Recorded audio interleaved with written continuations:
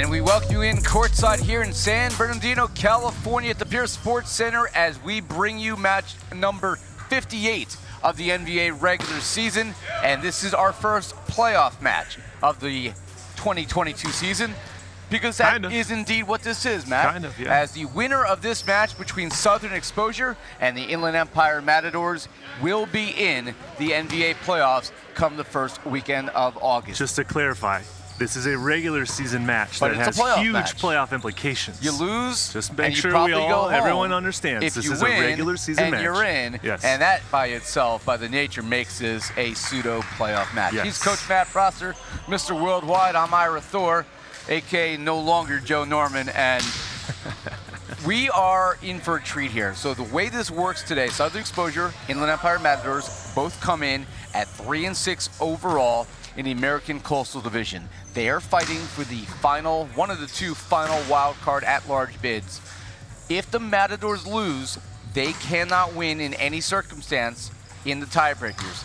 If Southern Exposure loses in 3 or 4, they also, from the math that we've done pregame, cannot mathematically get in.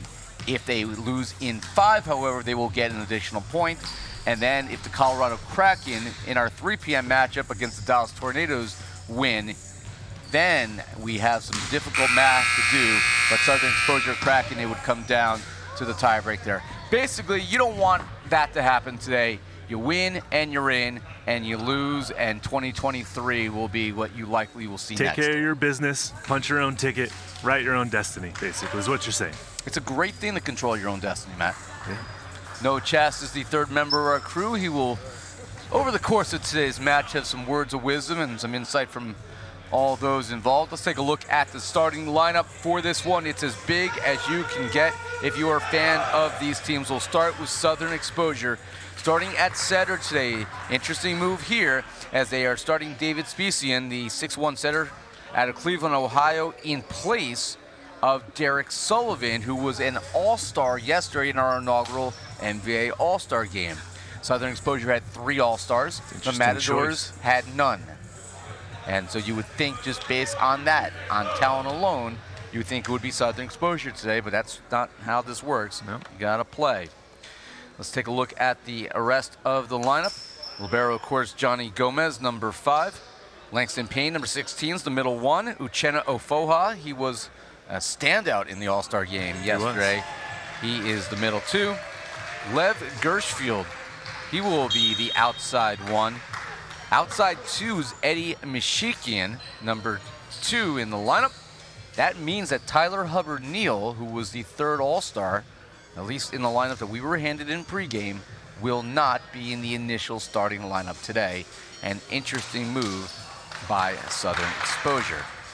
What are your thoughts on the fact that they've made those, particularly on the outsides, but also with the setter situation between not starting Sullivan and obviously putting in Specian? Yeah, I mean, that's an interesting choice. Obviously, Sullivan an all-star, and perhaps Southern Exposure might know something that we don't. But if it doesn't go Southern Exposure's way in the first set, I would expect to see a pretty quick change in personnel. No. Strategically, you make likely he's trying to do today. Well, you're also replacing a 6'5" setter with a 6'1" setter who's going to be blocking against Eric Beatty, one of the biggest hitters, the biggest hitter on the wing for the Matadors. He's 6'8", so that's going to make for an interesting matchup as well. Since you mentioned Eric Beatty, let's give you the starting lineup for the Inland Empire Matadors, coached by Natasha Mills-Knowles. Starting at center, Victor Vasquez, number 3. The libero is Eric Fox, number 12, also known as Eric Feliz. On the right side will be Jacob Vanderbeek. He wasn't an all-star, but he did a great job joining us on the broadcast yesterday. In fact, it was the Thor and Thor matchup during set number 2, and I thought Jacob did a great job. He's number 17. On the outsides, Jimmy Montez. This is an interesting move here, as he will get the starting nod here, number 5. And he's going to get the start over Jordan Wally, number 8, who is not going to be on the court to start the match. Eric Beatty, because of his passing ability, he will be the outside 2. He wears number 20. And your middles, Brett Massetti, the Beaumont, California natives, the middle 1. And the 6'10" Noah Lissandro, wearing number 11, is your middle 2. That is your scene here at the Pierce Sports Center Ira Thor, Matt Prosser, Noah Chast along for the ride. Nick England also in the building, and he'll rejoin us for our third match, which will be coming up at 3 p.m. Pacific. We are underway, and we start with a service error on the deep float by Vasquez. Interesting, Vasquez going with a jump float serve instead of a top spin serve as he usually utilizes to open up the match. He's got a pretty strong serve, but that time just going through the inline out of bounds. Here's Langston Payne, the Piscataway, New Jersey native, former George Mason standout. Massetti, that one touched at the net. Ooh, fancy hands in the middle. That's dug up by Beatty. And that one will fall in on the attack by Montez. Now Montez scoring on his first opportunity, going with a little off-speed shot. Payne and Mashikian not able to dig that ball. So here's Montez. 1-1 early on here. Final day of the regular season, and Eddie Mashikian delivering from the back row. Well, Mashikian has to have a big match for Southern Exposure too, the smallest outside hitter on the floor. Well, maybe competing for that spot with Jimmy Montez, but Mashikian, a big key role player for Southern Exposure for sure. The pass by Beatty. Vanderbeek with the deep poke, but too long.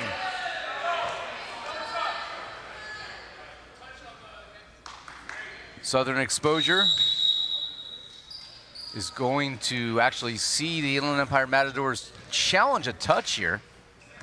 Very early for the Matadors to be challenging. Again, it's only 3-1, so maybe you question the urgency here to do this so early. However, they're very certain that there was a touch off the Southern Exposure block. We'll see if our video challenge system can show it. But if this is it's a risk at this point. It is a risk, and it's so early in the match, it's really not necessary. However, we've seen the Matadors sort of utilize their challenges in some questionable times, and this is just another example of that. Well, they were very unsuccessful earlier this weekend in their challenges. We'll see if they had better success today. If you are going to challenge at this point of the match, Matt, you better be 100% certain in what you suspect. Yeah, you do have to be 100% certain. And, you know, for me, if I was on the coaching staff and not 100% certain, I would have saved this one. So we'll see here in a moment as we get final clarification. You see the flying Thor. And that looks like a touch to me.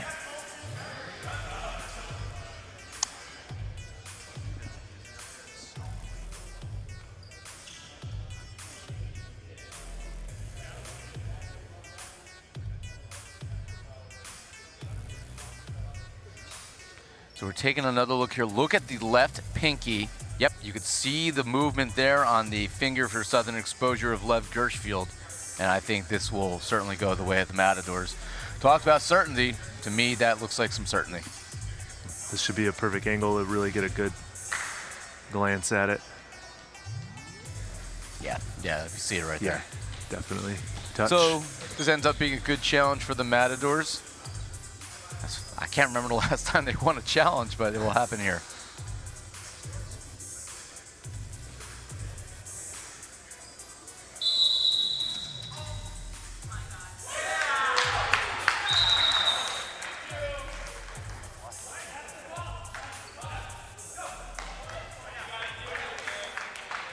I'm in shock. I saw that plain as day that there was a touch, Matt. Apparently you're looking at a different play than the official team. So point goes to Southern Exposure, and the Matadors lose a challenge. Okay, I am rarely speechless. I am speechless now. That was not a good call. We'll see how this impacts the rest of this match. I typically will stay away from criticizing the officials, but to me, that was plain as day. Well, what was plain as day is Gershfeld's attack into the net on that one from the left side as well that came nowhere near making it over the top. Gershfield, the 34-year-old out of San Jose, California, 33 years old, I should say, out of UC Davis.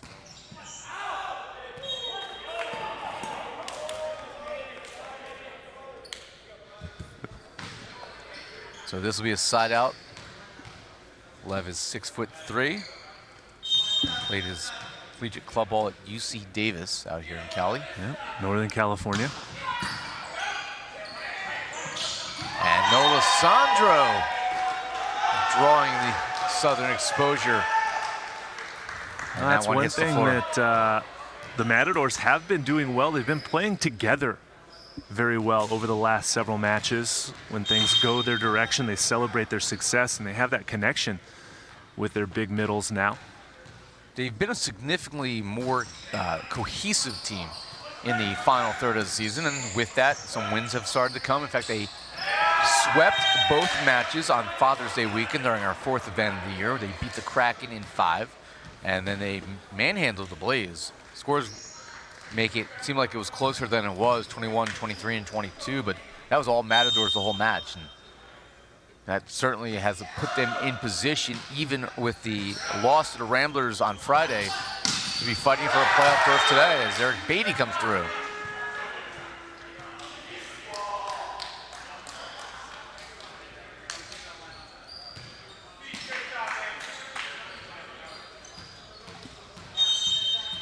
So here's Beatty, former Stanford standout, 6'7" out of Huntington Beach, California. Beatty with the dig. They go to Vanderbeek, and he's able to tool the block for the Matadors side out. 5-5 close one here early on is, well, how else would you like it to be at this point? Two teams playing to extend their seasons, and, well, who knows? The matchups are going to be difficult come the quarterfinals, but you want to get there.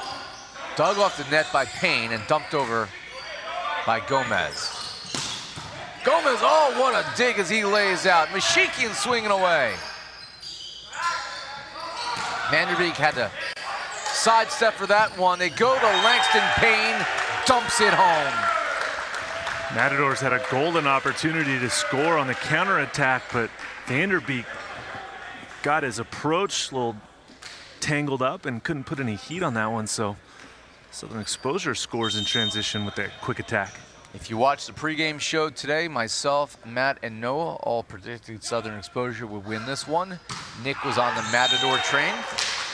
If the Matadors do win, Nick and I will be tied, because the rest of our picks agree. So not just heading into the playoffs. playoff implications, but commentator, broadcaster, prediction implications as well. We're competitive. We don't want to lose. Even if there's nothing on the line. Well, maybe there should be something on the line. As put away. And Mashikian will drop back to serve. I don't know, maybe we got to put dinner at the playoffs on. Is it too late? No, Noah buys no matter what? Never too late. Noah buys no matter what. Perfect. Late to the party, first to the check.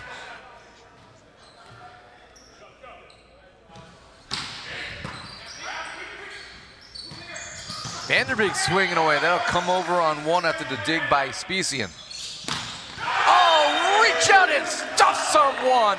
A double rejection by Payne and Cisla. Getting the start on the right side today, the 6'5" product of Cal State Northridge, out of one of the most beautiful towns in America, Boca Raton.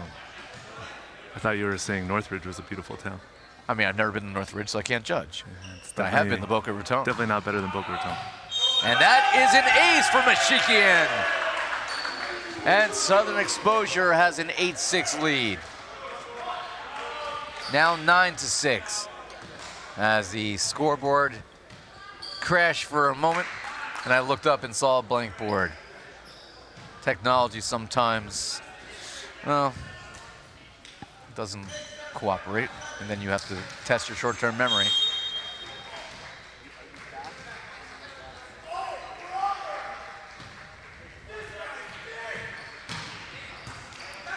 That's a good serve by Mashikian.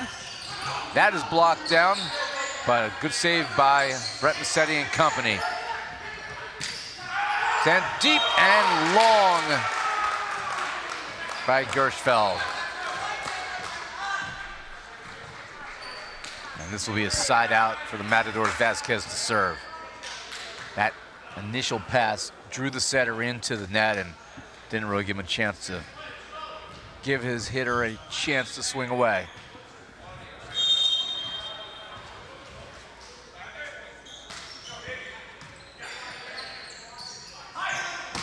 Cecil swinging away off the hands for the kill.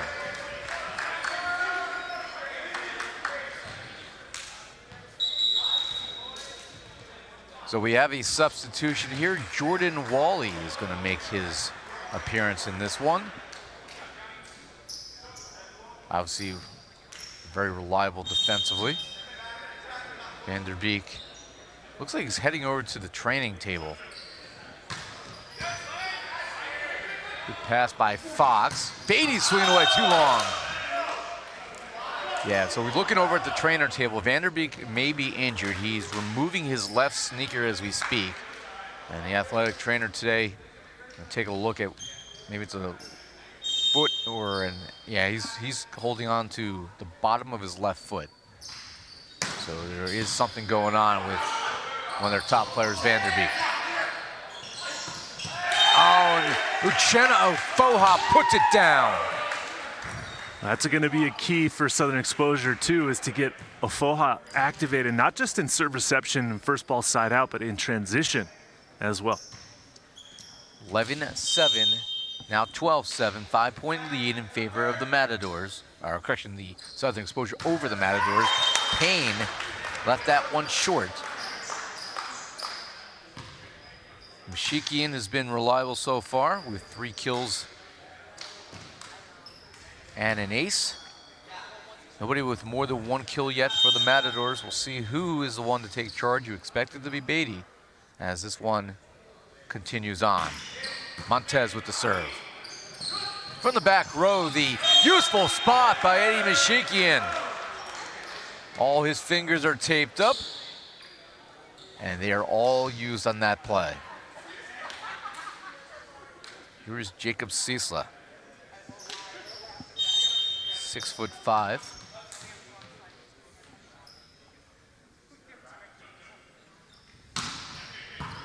Fox lays out for the serve. Wally, that one sails long. Oh, Wally's first attempt as he came in to replace Vanderbeek. Hitting error doesn't help the cause. And the Matadors will utilize their first timeout down 14-8. We'll take our first timeout as well. Back for more here, playoff day to end the regular season.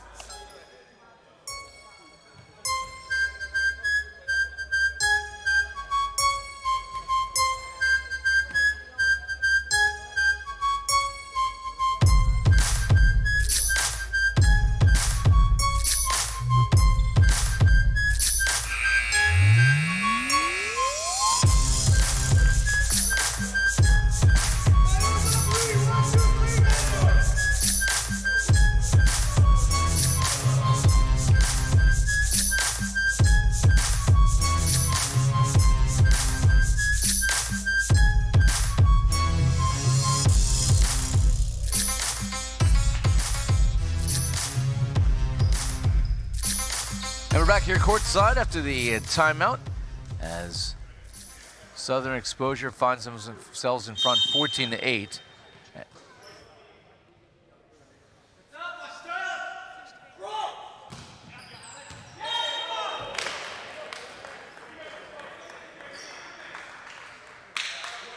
And that serve goes long, so this will be a side out for the Matadors.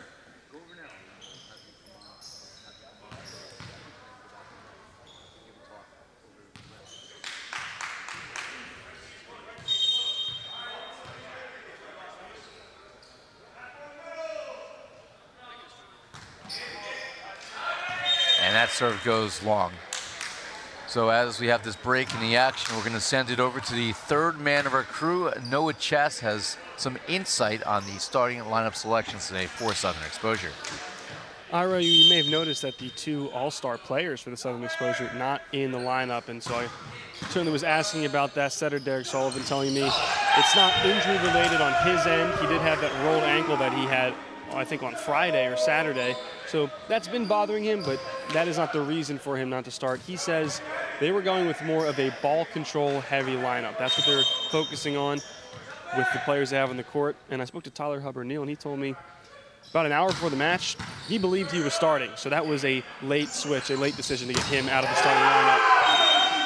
That ball is rejected by the Southern Exposure. And so far, up 17-9. I mean, it's working out for them. Yeah, it's hard to question lineup decisions when a team is winning. It's easy to do so, play Monday morning quarterback when a team is not. As Southern Exposure serving away, and a bad touch there by Gomez, and Lissandro with the kill. Lissandro his second kill. If there's a team that has home court advantage in this league, it is this Matadors squad, as they do their training here at the Pierce Sports Center. This facility, as that is an ace for the Matadors. And Jordan Wally, who's certainly contributed in that category throughout the season, lands one here to cut the deficit to 6. Well, this facility is the home of the Rancho Valley Volleyball Club, one of the top clubs in this part of the state. I didn't know much about the Inland Empire prior to joining forces with you and Nick a year ago.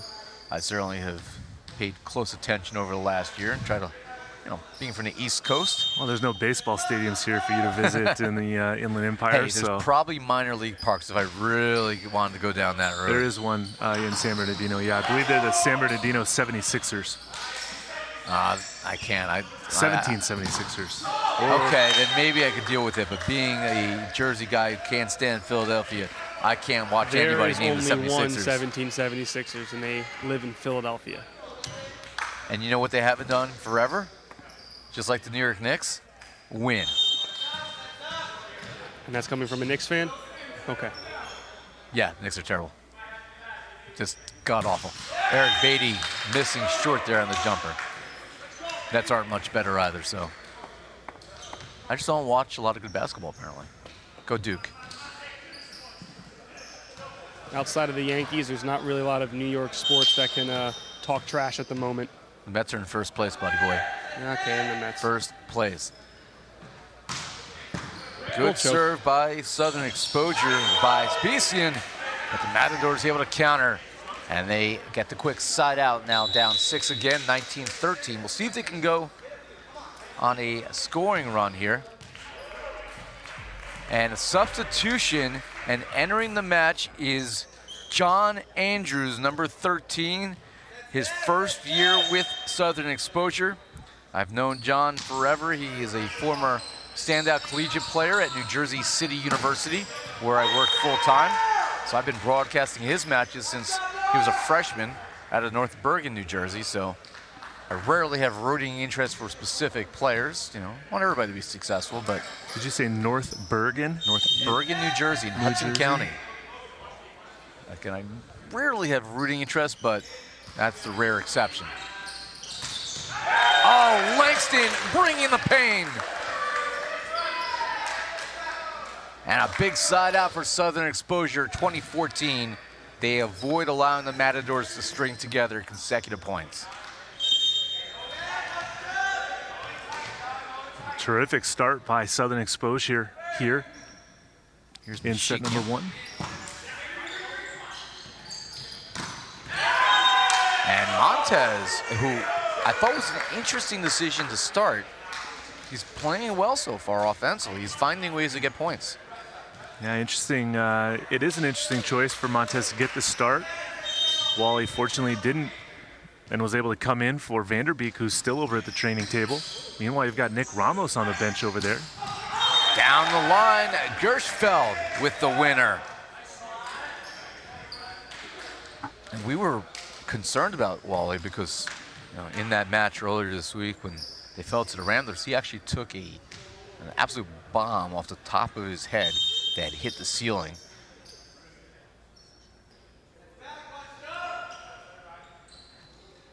Fortunately, he came out clean. And that's over on one. And a free ball by Gershfeld puts it away.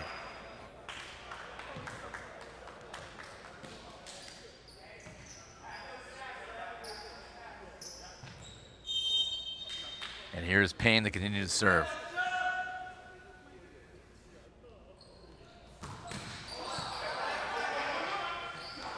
They go to Montez on the right side. That is blocked back by the great wall of Uchenna Ofoha.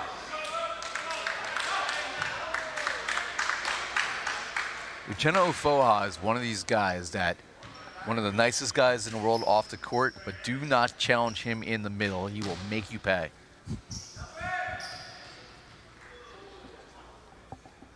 As Langston Payne looks to serve out game number 1, get his team closer to the postseason. Southern Exposure was a semifinalist last year. Absolutely amazing how much they've struggled this year, yet still with a puncher's chance here for the postseason.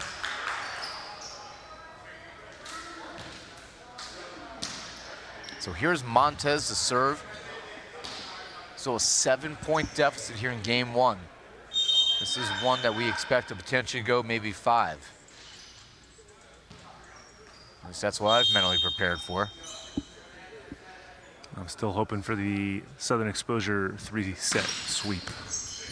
That could go over on one, and it comes back on one. Britt Massetti there to capitalize.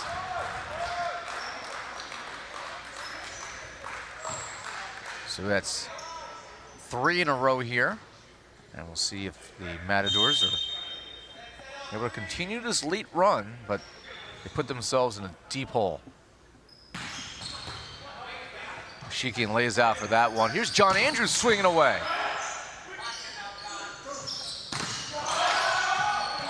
Dug up by Massetti off the block.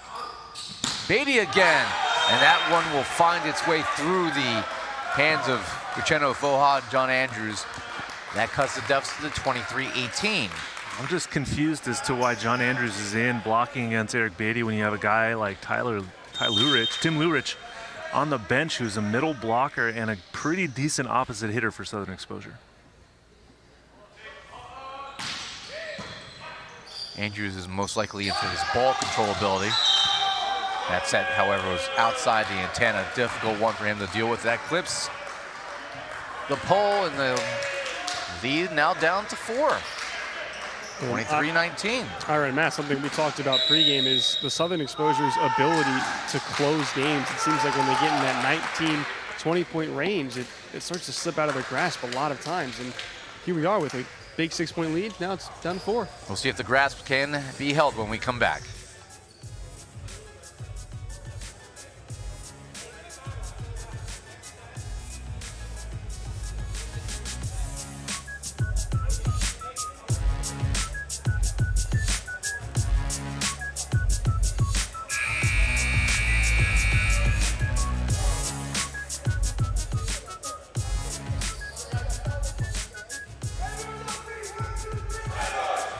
So Southern Exposure getting a chance to get their heads straight. They had a substantial lead, still lead by 4, so the Matadors certainly not out of the woods just yet.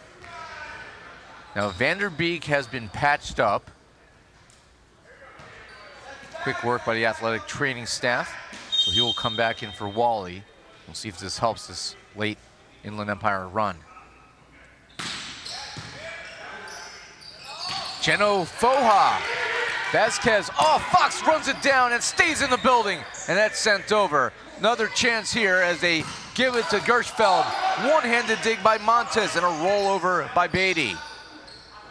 Gershfeld again, and a misfire. Oh, and some frustration settling in now for Southern Exposure. And we'll see Andrews and Cecila.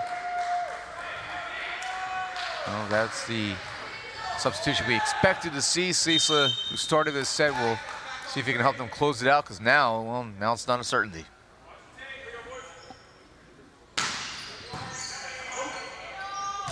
If you need some certainty, you go to Ofoha, but what a dig by Montez!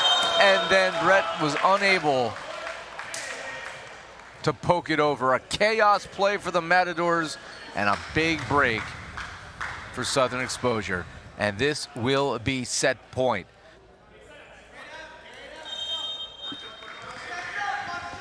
(24-24) set points for Southern Exposure. Beatty with the swing. Gomez runs that one down and then dumped over. Beatty swinging away off the hands, and the Matadors shave off one set point. This is the matchup that we talked about earlier. Ira is Specian blocking against Eric Beatty, especially at an important portion of set number one. Beatty's going to get practically every set right now, and there's a huge mismatch on the left side for his attacking against Specian. Well, Nick Ramos will come in here for Brett Massetti to serve. Ramos, 6'3", out of Clark University, native of Oswego, Illinois. Set point number 2. Reach out and stuff someone. Noah Lissandro teaming with Beatty for the big block. And now the difference is 2. Southern Exposure doing everything they can to throw this set away, but a service error there from Nick Ramos. Ramos had one job and did not close the run, and Southern Exposure holds on to take game 1 in a winner to the playoff situation. 25-22. Come back for game 2 live here in San Bernardino.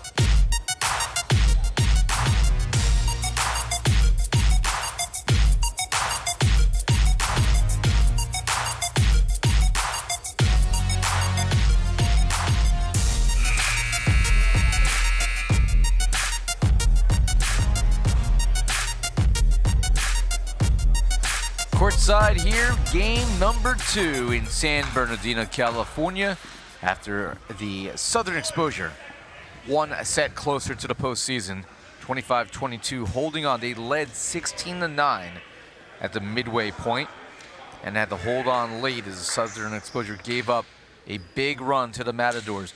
Look at this. The Inland Empire Matadors passed at a 76% rate in game 1, only 59% for Southern Exposure. Had 2 more kills, 12-10, and still were not able to pull off the W. Well, they spotted them too many points early on in that set to, be able to stay close enough and able to win it, even though their statistics are in favor of them. Fox served at an 86% rate. Jimmy Montez, who got the starting nod at an 80% rate. So out here for game 2. And he's starting off with an ace from Gershfeld as they bring out the same lineup and find themselves up early 1-0. We have a change here. Ben Gabor, he's on the court, number 18, and the middle for the Matadors. And over on 1, sneaky, sneaky Victor Vasquez.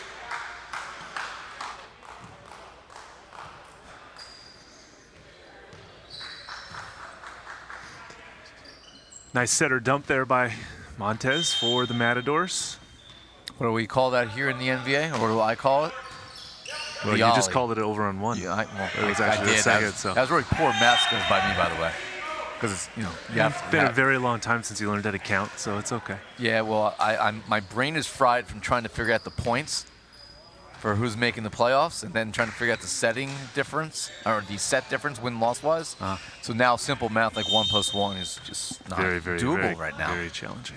I'm not as smart as Tom Burrell, who puts together these fancy spreadsheets for the New Jersey Freedom that can tell us not only who's making the playoffs, but the missile launch codes.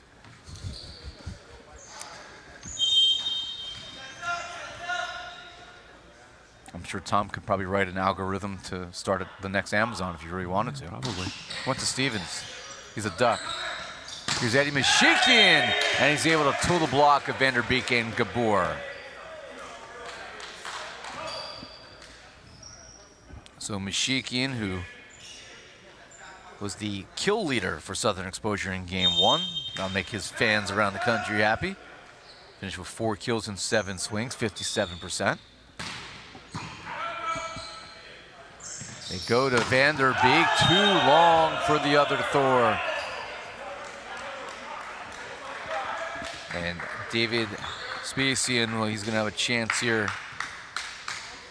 Put Southern Exposure a little bit more comfortable as we progress here in game 2.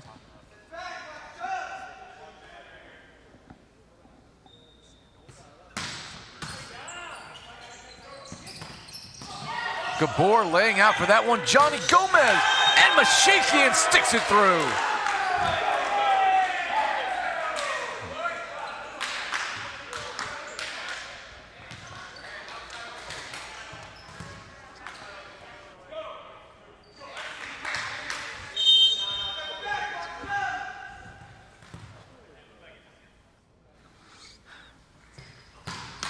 And this one left short, but a good run here for Southern Exposure.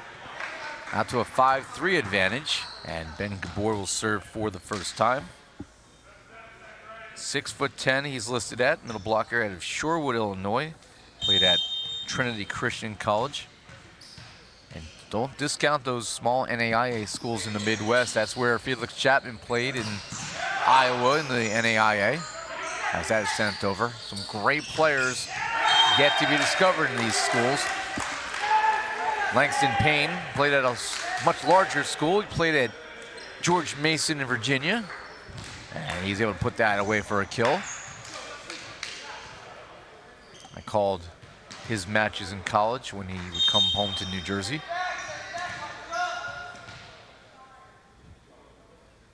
Here's Mashikian to serve. Too long on that looper.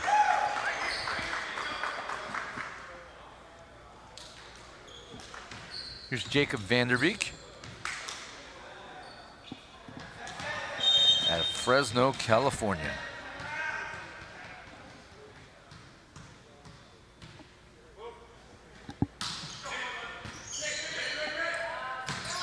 Langston Payne brings it again. Got a nice battle shaping up here through the middle. Langston Payne going on a run right there. Good side out by Southern Exposure. Payne, a reliable server, will drop behind the service line.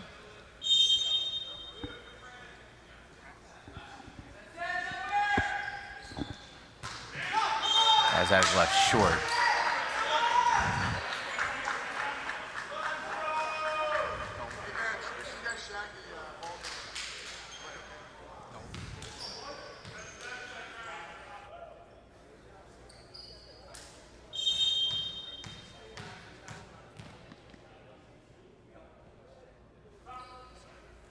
Here's Eric Beatty, your server. He left it short.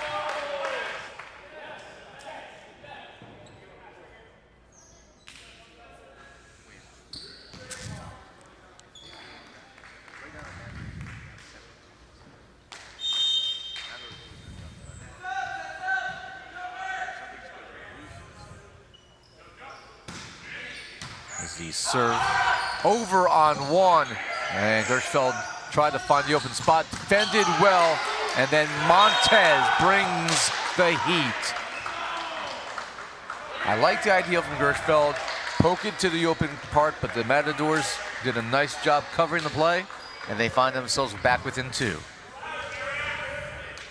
For the near 7-footer Noah Lissandro.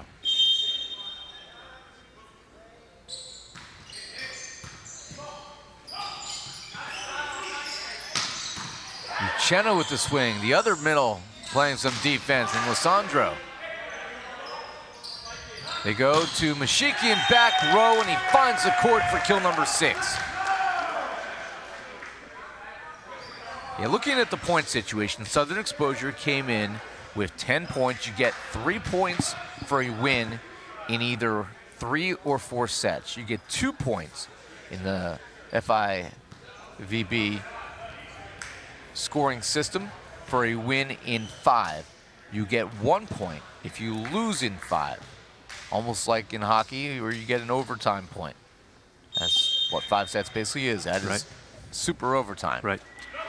Coming in, Southern Exposure 3-6 on the year. They have 10 points. Matadors 3-6. They only have 7 points. And that is why if they don't win, they're out. And Southern Exposure can still make the playoffs even with a loss in 5 today, as that is put away by Gabor. So what's interesting, if Southern Exposure wins this set, they guarantee that they will pick up a point no matter what happens. Yeah.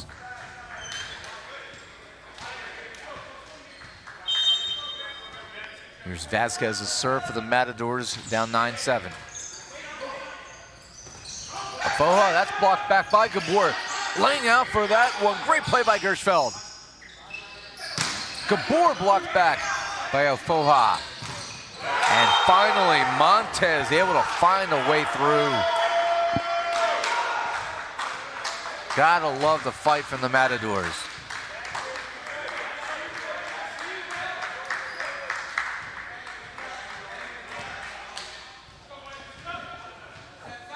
And they will have a chance to tie.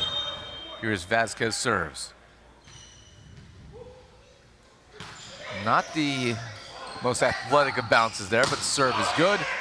And Eddie Mashikian says, hey, we're going to finish this point quickly. Yeah, Mashikian again with a nice attack from the left side, that time going off of Vanderbeek's block and out of the reach of the defender. So Foha will be your server.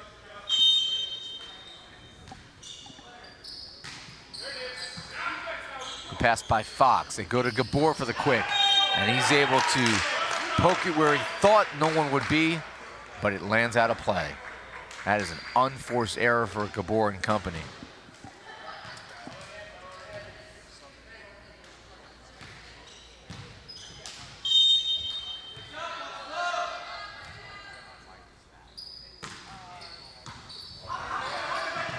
And that is an ace.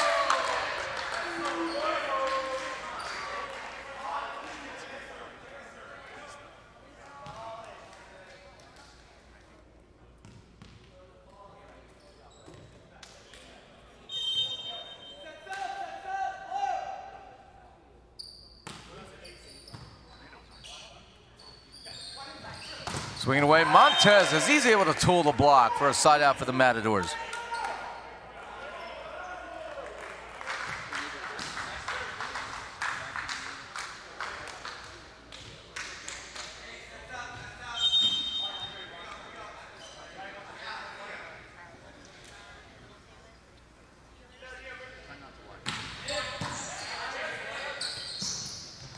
Eddie Mashikin, cross-court magic for the win. And that pushes the lead to 13-9. Magic, that was a hammer, Ira. I don't know what kind of magic you go see, but I mean, he can't have the hammer, it's mine. That was an absolute rocket. How about that? Thor's on the other side of the court and sitting here, so he doesn't have the, the exclusive rights to that.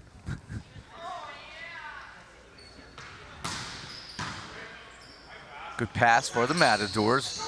Beatty with a little trickery, but it's well read by Southern Exposure. That is blocked back.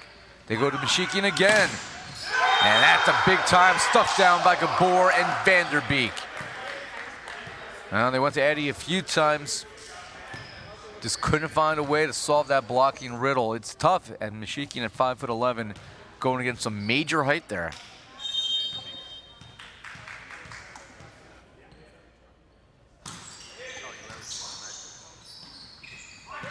Mashikin from the right side, down the line, got it.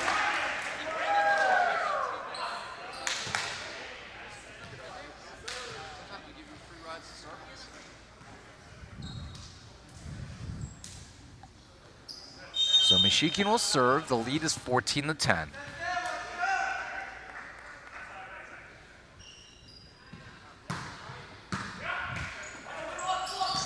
Sandro swinging away. Langston Payne is a good blocker, but Lissandro is 6'10".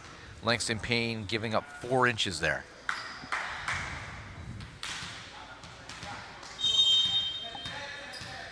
And as a basketball coach I knew back in the day said, you can't teach height.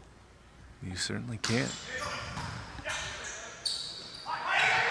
Gershfeld, slams that one down. And a Southern Exposure side out.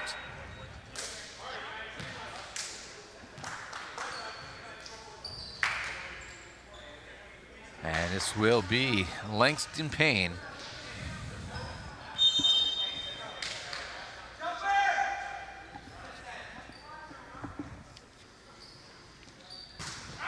Too long, Payne with 2 errors in a row. Typically a very reliable server. Typically. Not that time. I'm typically a reliable broadcaster. Also typically. We'll see how this day progresses. Here's Eric Beatty. He's got a typically reliable degree from Stanford. Over and back in one. Lissandro with a power throwdown.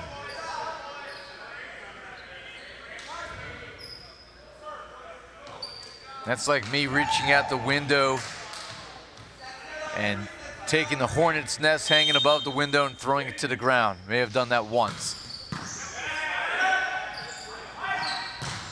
Blocked back, is it in? It is. Montez, Lissandro, the double stuff, and the Matadors draw within 1 at 15-14 here in game 2.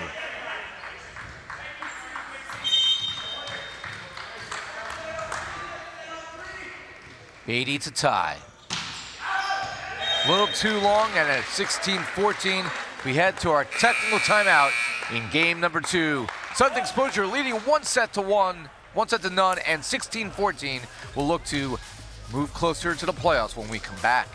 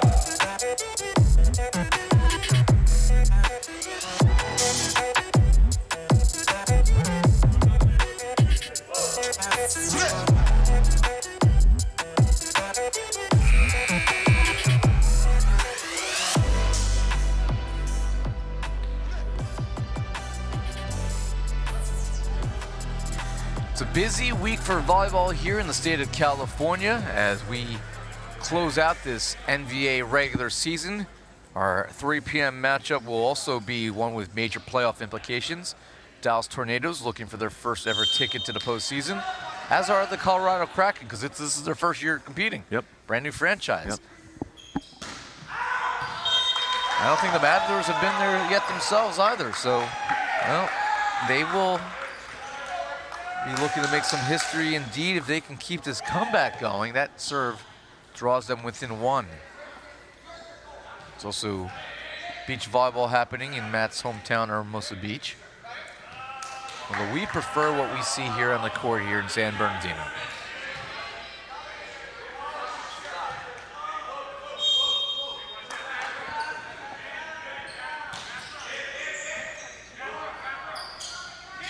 Behind Cheno Foha, he's able to tip it over. Montez, oh, great play running it down out of bounds. Back to Ofoha. Poked in the air by Alessandro. And Gabor going up. I can't believe that he didn't capitalize on that. It's a little intimidating when you got Uchenna Ufoha staring you down. Gabor definitely felt the presence of Ufoha there in the front row. Just missed that attempt. Gabor, one of the younger players in the league. Can't even rent a car.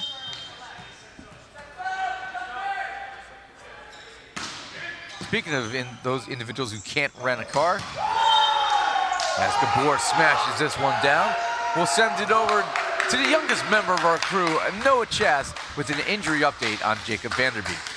Well, I can rent a car. They just give me the young person's fee. I don't know if you remember those. So I went over and I talked to our trainer, Deja, talking about James Vanderbeek, and he went out with that foot or ankle injury. And she thought over the ankle. It actually was just the bottom of his foot. He said he landed on it funny. And it's kind of a very strange injury. There's no bruising, just kind of pain and discomfort on the bottom, I guess, sole of his foot. She just massaged it out, and he said, all right, I feel better. I'm going to go back in there, and he's going to play it out and to see how the pain feels. If the pain level rises, we'll go back to her and reevaluate. But for now, just playing it out. That's interesting because you don't really think about how important the bottom of your feet are, but every time you jump, you're landing. Yeah. Especially when you're 6 foot whatever and have a lot of weight. That's all coming crashing down on the soles of your feet. You're running. Obviously, you saw Vanderbeek pull up there at the end, but that's putting pressure on your soles, as that is a tool of the block. It's really, something that gets lost upon with, injuries. You think about ankles and knees and hips and backs, but without your feet, none of this is possible. These guys put a lot of pressure on their bodies. Yeah, and foot injuries are also tricky. You don't really know how important it is or how painful it is as well, until you get that foot injury. Eddie Mashikian with the cross-court smash and a hug for his buddy Langston. And lead to 3 for the Southern Exposure, 20-17, as Specien will serve. Never had an injury in the bottom of the feet. I've had broken toes, and those aren't. Turf toe is a little tricky. Never had that. I've had broken pinkies, broken big toe. That's a broken play as that clips off the net and falls in front of everybody. An ace for Specien and a 21-17 lead. Matadors will call timeout. So will we. Back for more here in San Bernardino.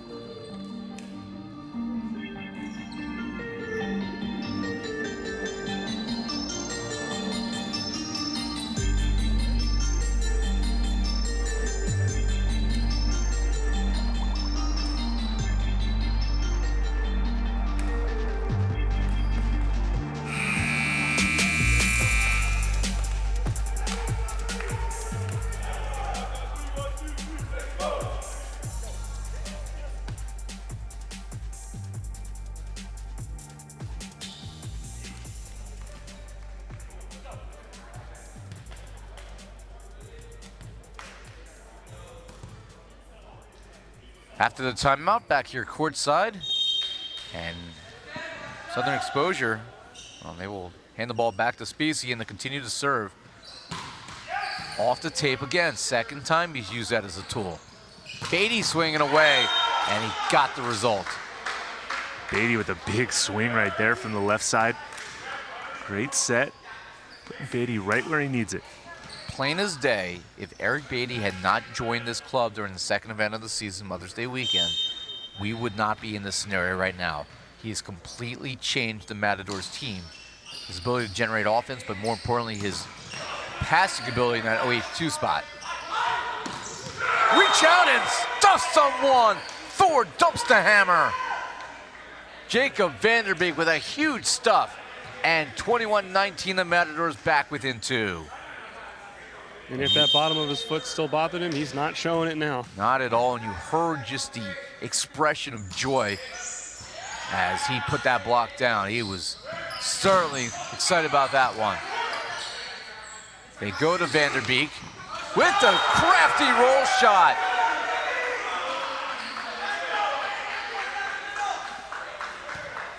Good vision by Vanderbeek there to find the open court on the counterattack. Nobody in the middle. Vanderbeek hits that spot. So a chance to tie for Ben Gabor. Mashikian swinging away. That's blocked back. Another block back by the Matadors. This time they go to Sisla. Waiting for that was Montez. Tight to the net to joust. Vanderbeek 3 in a row. Flex, young man. We are tied at 21 all. Timeout, Southern Exposure. The lead is gone. Timeout on the court, back for more after this break.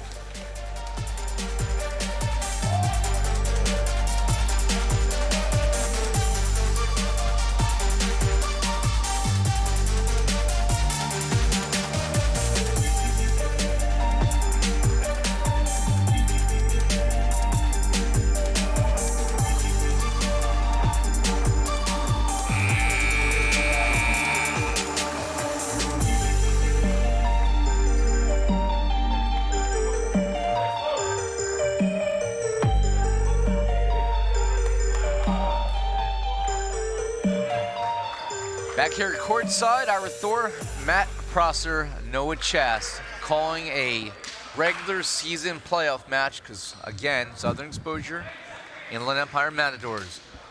The winner of this will be playing in the NVA quarterfinals against an opponent to be determined on August 5th. 21 all, and that's through the wickets of Ben Gabor on that cross quarter. I don't know if there was a touch at the net. If there wasn't, then Gabor just played a ball that was going out of play. Well out, yeah, we'll see, hard to tell. So Eddie Mashikian, one of the toughest servers on this Southern Exposure side, will drop back here.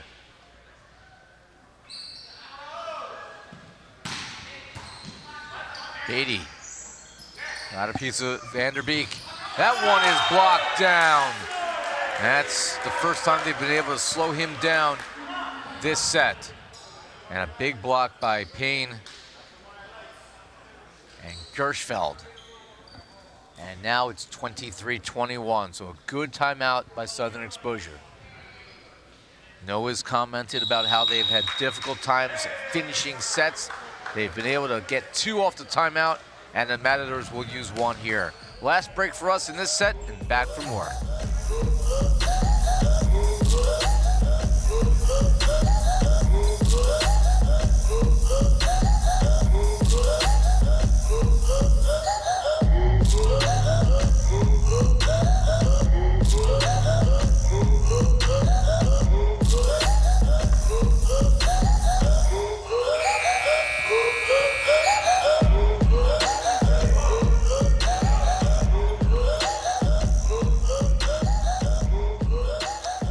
Back here courtside after the Matadors' quick conversation.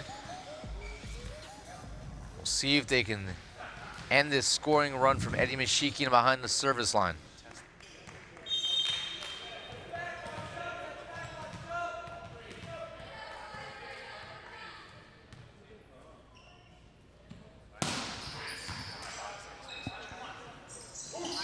Beatty swinging away, and he gets the side out that they had to have. And when you need a point, you hand it to Eric Beatty. And now Jacob Vanderbeek will serve. Matadors still down by 1. Business end of set number 2 here, Ira. Vanderbeek's somebody who can lead the business part of this team. Oh, and Langston Payne, look at the expression as he gets the kill. And that will give Southern Exposure 2 set points as they will, for the first time today, sub in all-star Tyler Hubbard-Neal.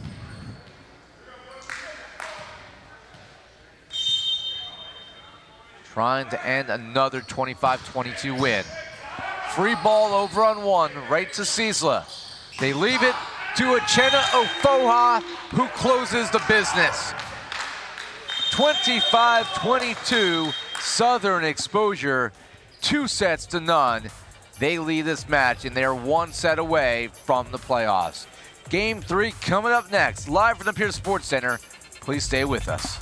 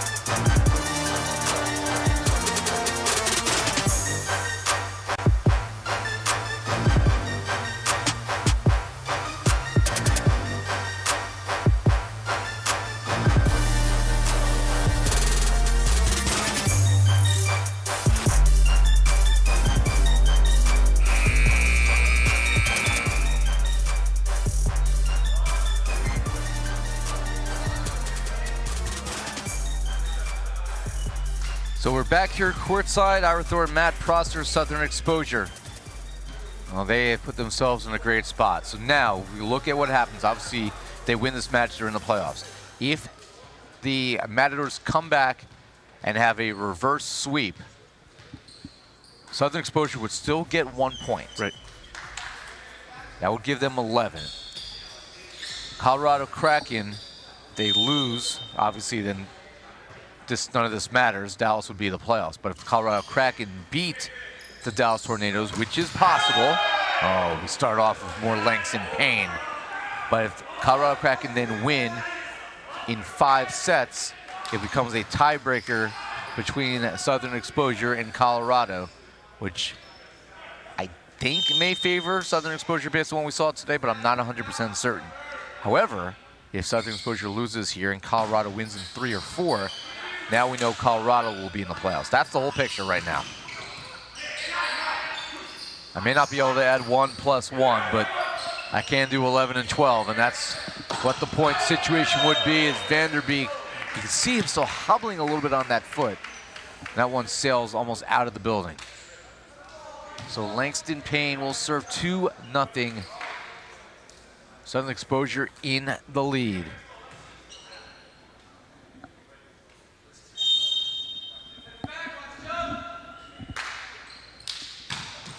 Big serve by Payne. Gabor, that is blocked back in his face by Uchenna Ofoha. So much so that he had to adjust his glasses. That's how big of a block Ofoha just put up. Right back into his head, unfortunately, for Ben Gabor. I think that's happened to all of us at one point.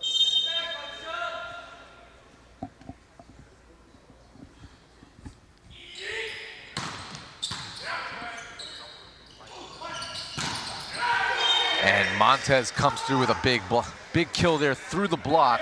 Much needed side out for the Matadors. Can't afford to fall into an early 4-0 hole and be playing catch up this whole set. Montez with his 7th attack point for the Matadors. He's been leading the way now. Beatty right behind him with 6. Matadors, well, if you look statistically at the box score, you'd actually think that they're winning. But they're not. They're down 2-0. Vanderbeek, oh, take me down to Rejection City, where the blocks are big and the points are gritty. Southern Exposure, geez Louise.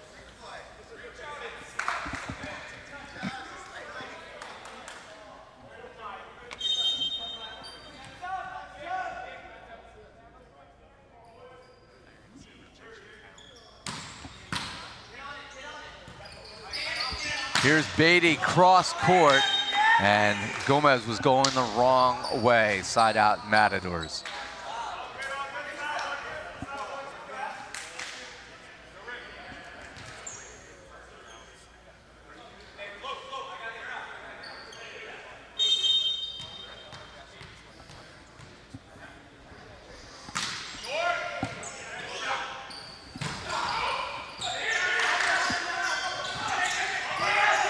Free ball, a little confusion there between Lissandro and Beatty, and the blocking game at the net there.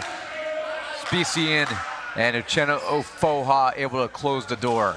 And now it's 5-2 when it could have been a 4-3 game.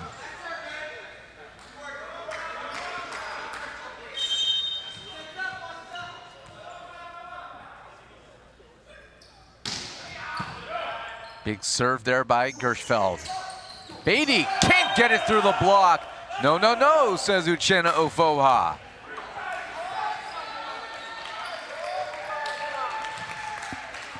(6-2) Southern Exposure.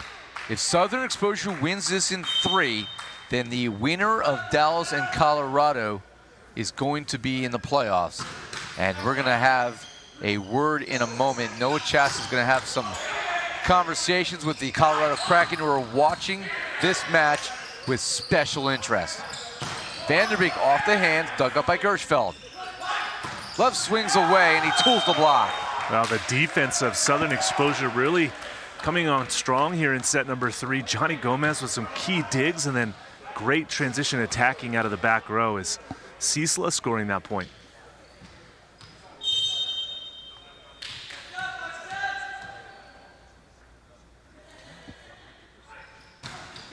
That is left short.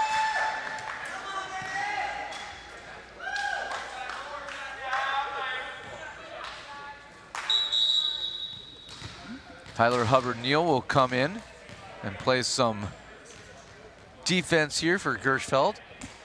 7-3.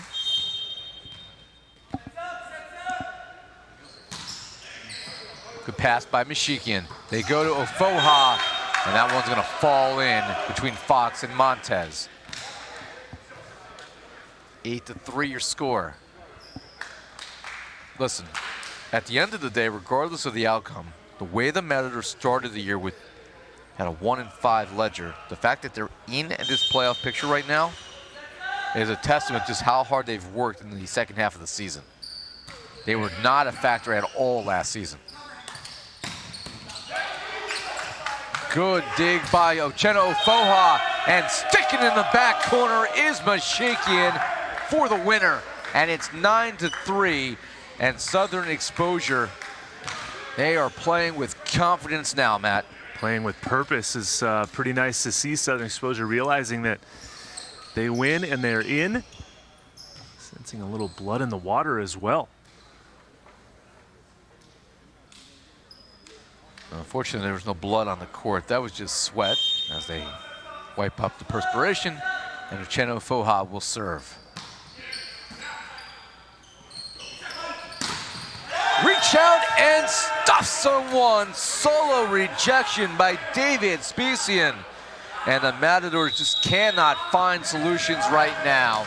10-3, the lead for Southern Exposure. We go to a break, back for more. Game 3 here in San Bernardino.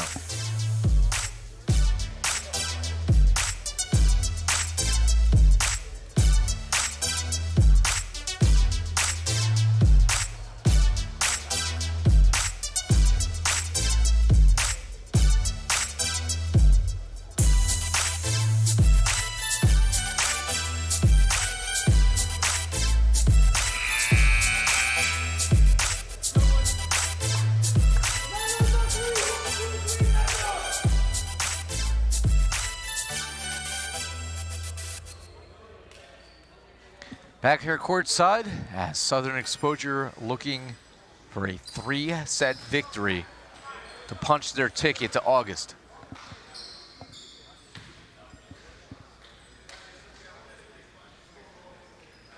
And what this would be such a disappointment for the Matadors, not able to make to the postseason in their own gym. What are the odds there? A ball just came through the corridor that separates the playing arena from the practice arena, where teams are warming up for the next match.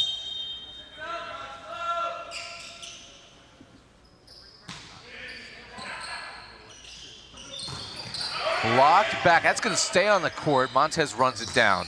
And then, well, 6'10 is 6'10. No, Lissandro finishes that.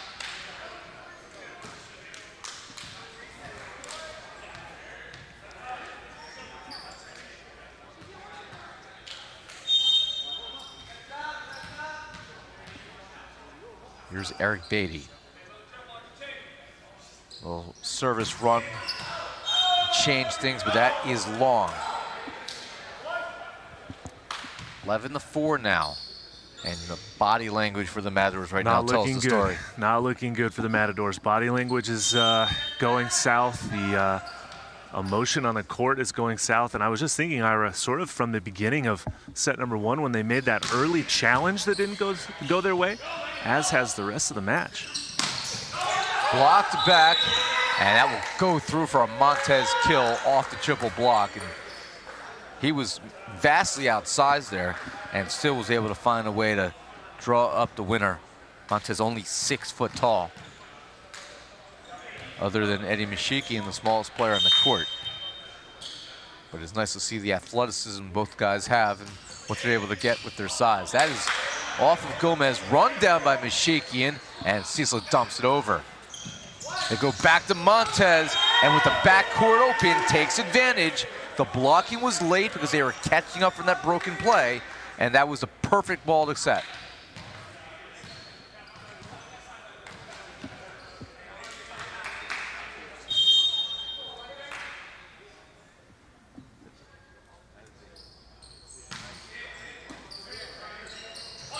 They go to Mashikian, down the line, off the shoulder of Lissandro for the winner. Mashikian with a super spike down the line that time.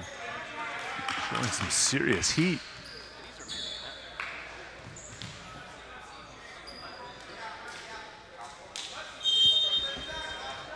Here's Eddie Mashikian to serve. And leaves that one short, but the lead's still 6, 12-6. Now 12-7 because I spoke too soon.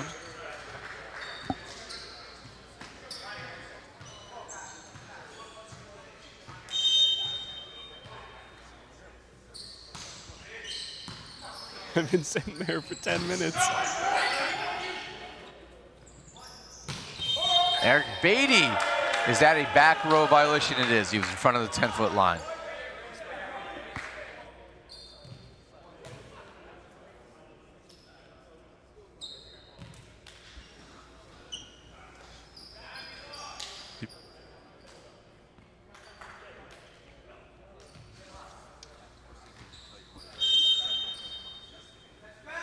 Langston Payne will be your server here. That's tossed way onto the court. And wow, I thought that was going to result in an error there. I thought Payne was not going to be able to reach it. And not only did he drops it in for a perfect ace right in front of everyone. I would actually challenge that if I'm the Matadors because there was a potential foot fault. Now with the lead 7, we're going to send this over to Noah Chaz sitting with the Colorado Kraken and watching this match. Yeah, thank you, Ira. Thank you, Matt. I'm here with the Colorado Kraken. Most of the team over on the sidelines watching this match, knowing the potential implications of it. I'm joined by all-star libero JJ Rosa. JJ, first of all, how are you feeling after last night's game? I feel very great. We had a great moment. We all play like we have played before, so it was a great match. What's it like watching this match, knowing their result could possibly determine your playoff future? It's hard for us, like looking at this match, like we're nervous, like thinking how it could be. Southern Exposure win 2-0. They're doing their rotation, so they're like trying to outscore in Matadors. I think now the score is 15-8. I think we can have a chance looking the Matadors lineup. The Dallas lineup. I think if Southern Exposure win in 3 or 4 set, we have a good chance. Look in the lineup of Dallas. So like you said, if Exposure finishes this sweep and wins it in 3 sets or 4 sets, the next game is, win and you're in versus you in Tornadoes. How confident are you in a win and you're in situation? I feel very confident looking at our lineup. The first event, we missed some players. I think that we've been practicing and strategizing for that match. We need to try to slow down Felix Chapman. Otherwise, we can let him do it whatever he wants and slow down every other players. And actually, I think start with good receptions, good serve, and using all medals could be a great possibility to win this match. You're obviously a very experienced player yourself, but the Kraken, a new team. How prepared do you think you are for a playoff-like environment and playoff-like game? I think that I know we're a new team. Having Amari, he played professional in Puerto Rico before. Liam playing abroad and in England. I think we have like 2 or 3 players that have experience, like Alvaro. I hope he can come to the playoff if we make it. Otherwise, the other players are new, but they're good listening, so we can guide them to prepare for their playoff. So I think we have a good chance to go to the players and have a good showcase against Freedom. Because if we pass, I think we're gonna play against Freedom. Well, right now things going in favor of the Kraken and in favor of the Southern Exposure, up 17-9. If they win in this set or in a 4-setter, it's win and you're in for the Colorado Kraken. JJ, thank you so much for speaking with me. Guys, we'll send it back to you over at the booth. Thank you, Noah, and good insight from JJ Rosa, an all-star, the only all-star representative for the Colorado Kraken. And we just saw Jacob Vanderbeek had to limp off the court as Jordan Wally comes in. And this might be the end for the Inland Empire Matadors in 2022. We'll see a substitution as Ramos comes in for Gabor. 17-10 during that interview. You saw the Southern Exposure really build upon their lead. Tyler Hubbard-Neal swinging away. And he's able to get his first kill of the match.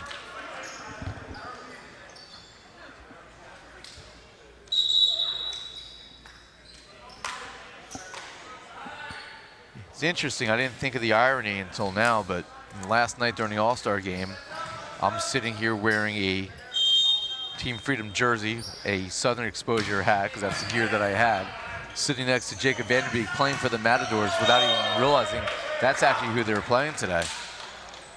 Just by dumb luck. Dumb luck. And the Matadors, well, they're almost out of luck as they find themselves down 9. Win this set or go home. Back for more in a moment.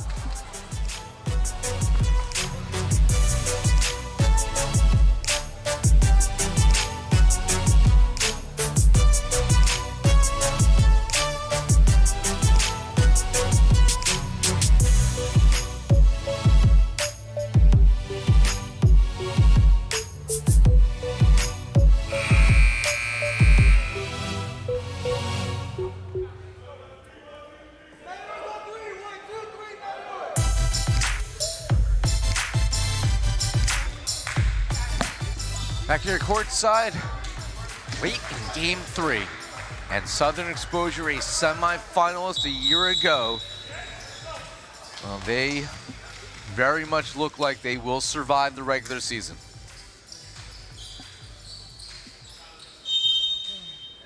Southern Exposure has lost 2 of their last 3 coming in. That one bounces off the support beam. Beatty gonna swing away. Gomez laying out for it, the experienced former George Mason libero. And Beatty sends it deep. John Andrews now, he had the big dig as he comes in off that timeout. And a side out. Off that block, it goes over to the Matadors, and Jordan Wally will serve. 19-11, just 6 away now for Southern Exposure.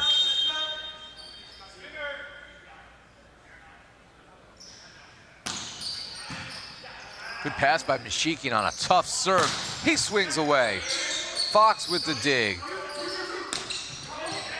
Blocked back by Southern Exposure, and then Montez, too much funk on the ball. That just kind of sums up the day right there for the Matadors.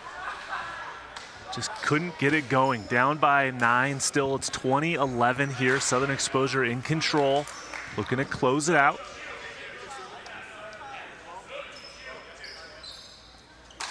They check on the next server, and it'll be Uchenna Ofoha. One of 3 All-Stars this year for Southern Exposure.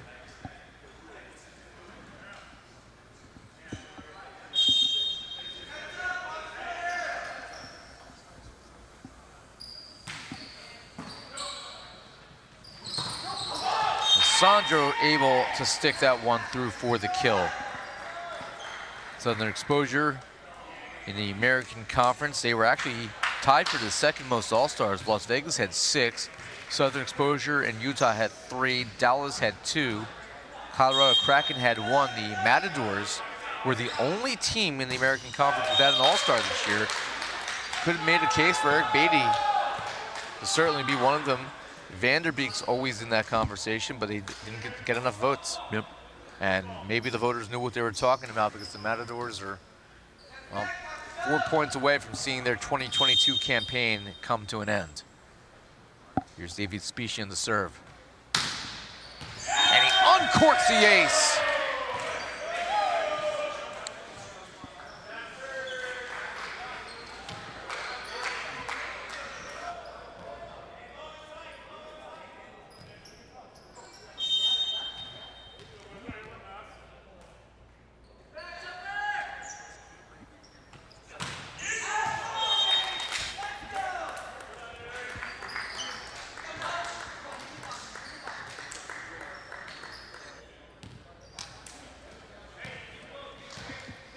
Sandro, 22-13, he will serve to see if maybe the Matadors have a miracle run in them late.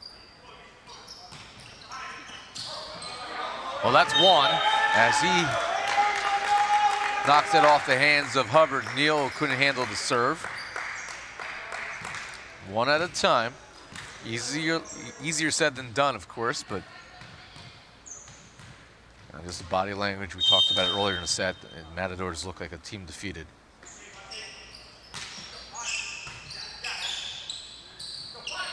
John Andrews swinging away. One-handed stab from Beatty.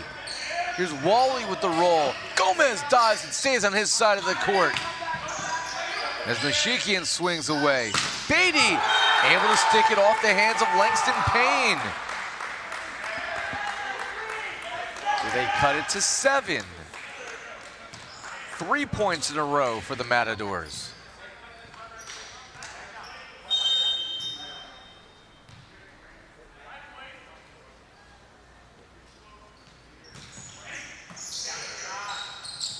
Langston Payne is stuffed down. Ben Gabor with the big block.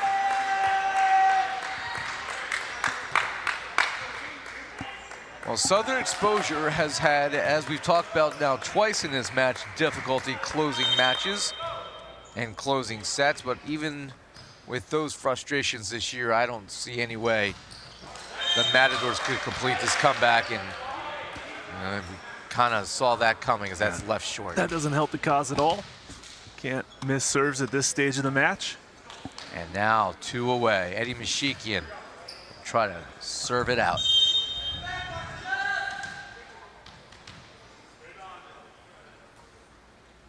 Big left-handed toss. The pass by Beatty over on 2. They go to John Andrews, and he tools the block for his first kill. The youngest player on the roster gets in the box score, and Eddie Mashikian has the ball with 8 match points.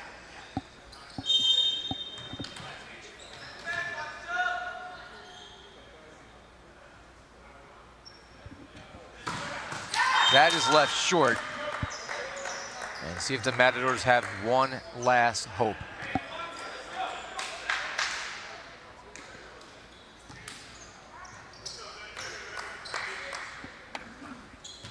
And here is Vasquez. Victor Vasquez trying to keep his team alive. They go to John Andrews, and he puts the dagger in it. Back-to-back kills for John Andrews and Southern Exposure. 25-17, they win game number 3. And after a 1-4 abysmal start to the season for last year's semifinalists, they have found a way to get to the promised land. Southern Exposure sweeps the Inland Empire Matadors, and they will play in the NVA quarterfinals against an opponent to be determined on Friday, August 5th, as they improve to 4-6 on the year, winning when they had no other choice. The Inland Empire Matadors, after a valiant effort in the final weeks of the regular season, see their 2022 campaign end at 3-7, and they will not be in the playoffs this year.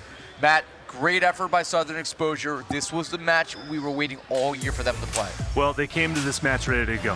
They knew that a win and they were in. They took care of business from the very beginning, and they maintained that level, which we had seen and talked about them maybe struggling to close out some of those matches earlier on in the season. Today, played with purpose, intent, came, got the job done, got the win at that 3-0 sweep.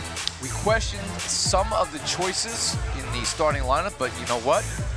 They paid off. So much for us. Southern Exposure got it done today. Eddie Mashikian had a great effort. Langston Payne certainly did as well.